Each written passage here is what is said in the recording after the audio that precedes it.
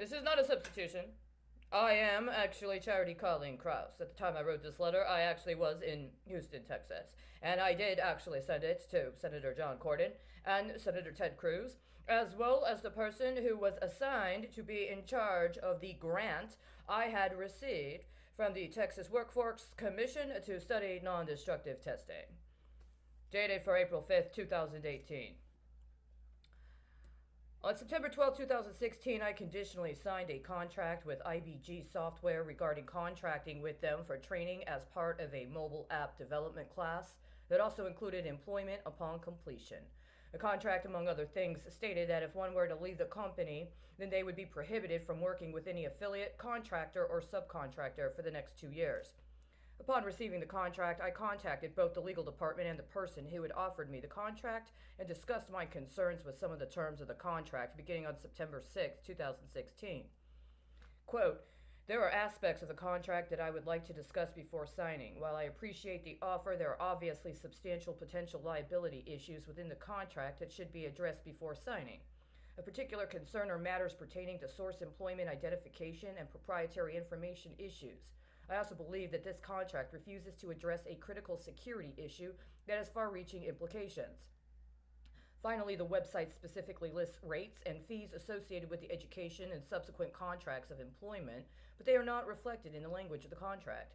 It would seem that there is no express valuation of the training or the terms of the compensation following training, so that there is no actual ability to define the costs and associated repayments, and there is also a clause saying that any additional contract work procured by the candidate during the 5-year term is to be paid directly to the company at a rate of 40 to 50% per contract within 10 days of receiving pay. This would constitute an obligation beyond the parameters of the program that was originally advertised on the website or made publicly accessible, and also associates anyone with whom outside contracts are procured with your company. In effect, that affirms that your company is receiving financial compensation from sources that you have neither vetted nor engaged in a contractual arrangement. There are potentially serious legal implications in financial transactions of this sort. Once security issues are considered, the liability becomes even more glaring. There was a typo in the word becomes. Please contact me with contact for a legal representative capable of negotiating new terms for this arrangement, or put me in direct contact with your president for further discussion. End quote. The same day response from the person who had offered me the contract was, quote, this contract reflects only the zero cost option mentioned on the site. We incur a significant expense in training our students up front. This contract allows us to cover our bases and keeps those that are not serious about completing from getting into the program. End quote. I was then told to contact the legal department. I did and added the following, quote, I'm very serious about participating in your program. However, I hope that those of us considering participation in such educational programs are not to be asked to incur a risk that is unsustainable for either us or the company. I do have some thoughts on how some contractual language and a few structural alignment changes might mitigate any potential issues. I am not directly experienced in the full implications of this program, so specific concerns would need to be considered as they come up. As negotiations for future terms are permitted to be negotiated with the president, I am amenable to signing the contract if this rider is attached as an edit and considered acceptable as a clarification of terms for future discussion. End quote. By September 12, 2016, no one from the company responded directly to my concerns, but I was resent the contract. I signed it at that point and returned it to both the person who offered me the contract as well as the legal department with the following, quote, I have signed the attached document and additionally resend the notice I sent to blank and legal when I first received the document. I take that your resending of the document was an agreement to acknowledge my concerns as part of the agreement and resend them.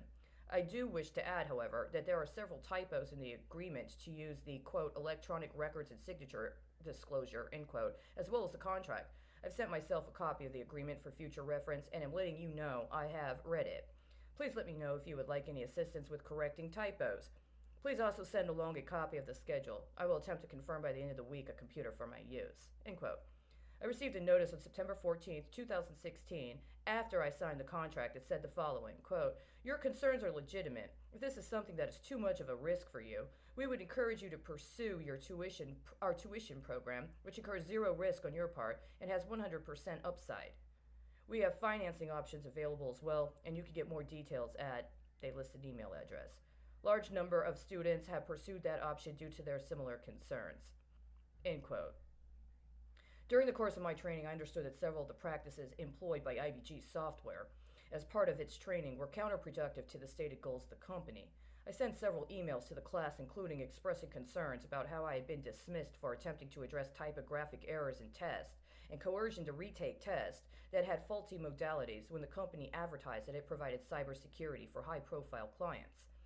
At this time, unfortunately, those emails' notes have been erased from my email. However, on October 27, 2016, I received this second response from the instructor. Quote, "Response to Charity. We really have no time for this." End quote. That afternoon, I terminated my relationship with IBG, stating, quote, "I say again that when a student is insulted for asking questions and told to just follow orders, there is a problem. But then again, no one else here seems to think so.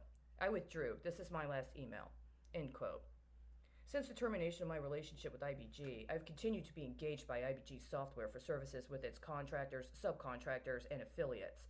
I understand that I have been prevented from receiving compensation for certain products, that other products have been stolen and used by IBG Software and its affiliates, and that I have not only been denied employment by those it has claimed as an affiliate, but have even been denied access to appropriate reporting processes in order to report crimes and issues with non-compliance with various standards necessary for legitimate business operations.